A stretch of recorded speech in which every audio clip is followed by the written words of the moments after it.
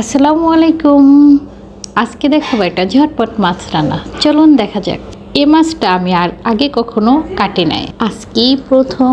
দেখা যাক কিভাবে মাছ কাটতে হয়। এভাবে কেটে তারপর ধুয়ে নিতে হবে সুন্দর করে। তারপর মাছটা একটু তেল দিয়ে নাড়াচাড়া করে নিতে হবে।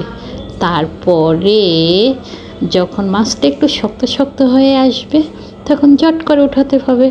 একটু তেল, একটু পেঁয়াজ আর মরিচ আর হলুদ, এর সাথে একটু লবণ, একটু আদা আর কাঁচামরিচ দিয়ে দিতে হবে। এটা যখন একটু শুকনো শুকনো হয়ে যাবে তখন দিতে হবে পানি। পানির পরিমাণ কিন্তু অল্প অল্প দিতে হবে। তারপর দিতে হবে একটু জিরের গুঁড়ো। মশলা যখন কষানো হয়ে যাবে ব্যাস মাছটা ঢেলে দিতে হবে। তারপরে একটু নাড়াচাড়া করে ঝটপট উঠিয়ে নিতে হবে। ব্যাস হয়ে গেল মাছ রান্না। এবার বলেন তো মাছটা কী মাছ ছিল? উত্তরটা কিন্তু কমেন্টেই জানাবেন।